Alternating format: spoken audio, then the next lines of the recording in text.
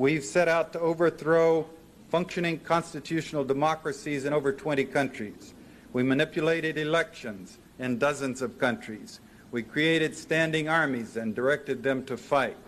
We went after to organize ethnic minorities to encourage them to revolt. The first thing we did in Nicaragua was to go to the Mosquito Indians, who had never gotten along with the other people in Nicaragua very well, and give them more money than they had seen in the entirety of history, and arms and training and rationales and sanctuaries in Honduras, and sent them into Nicaragua to attack, kill, fight, rape, burn, pillage.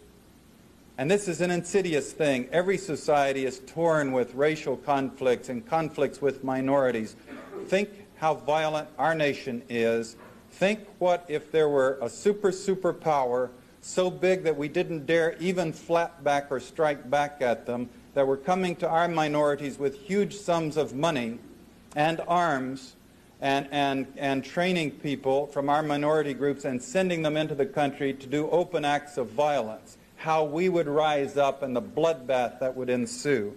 And this has been a technique the CIA has used in Nicaragua, in Thailand, in Vietnam, in Laos, in the Congo, in Iran, Iraq with the Kurds, in different parts of the world. We created, trained, and funded death squads like the Treasury Police in El Salvador that are responsible for killing as many as 70,000 people, according to the count of the Catholic Church.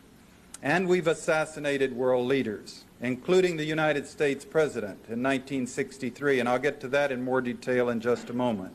Getting back to the subject of democracy, since that's something that Bush and everyone is talking about right now, I remind you of Chile. In 1973, the CIA organized the overthrow of Salvador Allende, the democratically elected president of Chile.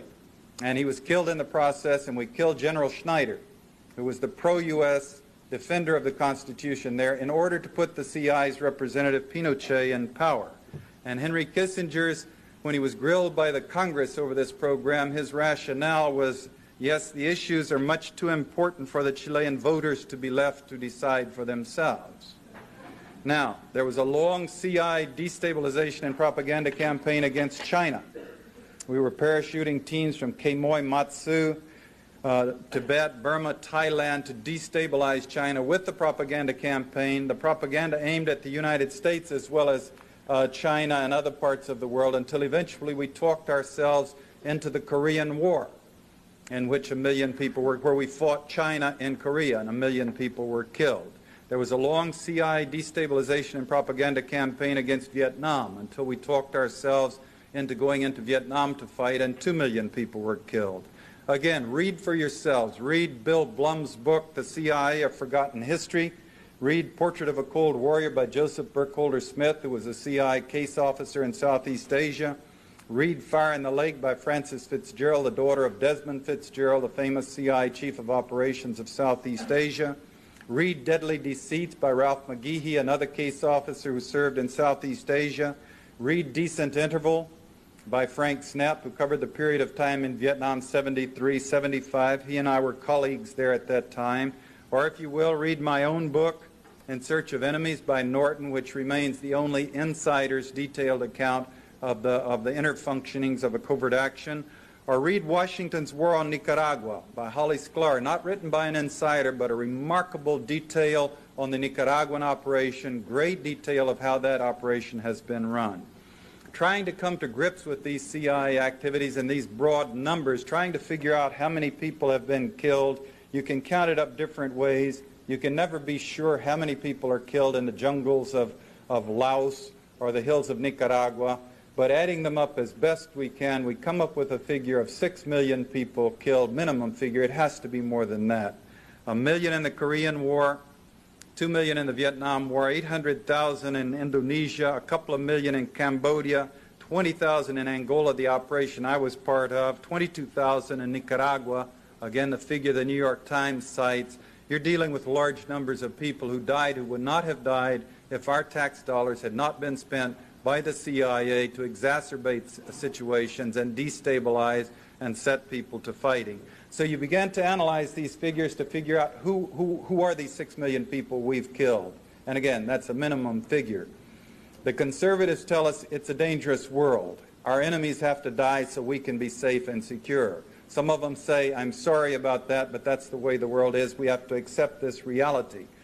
So you begin to study these things and rip through them and analyze them and break them apart, and you find some shocking common denominators come out to you. Namely, for example, since 1954, we do not parachute teams into the Soviet Union to destabilize the country in a brutal way. Coincidentally, 1954 was the first year the Soviets developed their actual capability of actually dropping atomic weapons on the United States. For other reasons, we don't do these things in England, France, Sweden, Norway, Belgium, Switzerland, etc. These things are all done in countries of the third world where the governments don't have the power to force the United States to stop destabilizing the country and brutalizing their people. These 6 million people killed are people of the Mitumba Mountains of the Congo and the jungles of Southeast Asia and the hills of northern Nicaragua. Conspicuously, they're people who don't have ICBMs or armies or navies. They don't have any capability of doing physical hurt to the United States. The 22,000 killed in Nicaragua, for example, they're conspicuously not Russians. They're not Cuban soldiers or advisors. They're not even percentage-wise mostly Sandinistas. They're mostly rag-poor peasants, including a high percentage of women and children. Communists? I'm sorry, they're mostly Roman Catholics. Enemies of the United States? I can't give you that one either, because we have all these witnesses who've gone down to live in their villages with them, and they invariably come back to testify that the Nicaraguans are the warmest people on the face of the earth, and they love people from the United States, and they simply cannot understand why we would want, our leaders would want to rationalize spending $1 billion on a contraforce to go into their villages, to kill them and mutilate them while their families are forced to watch.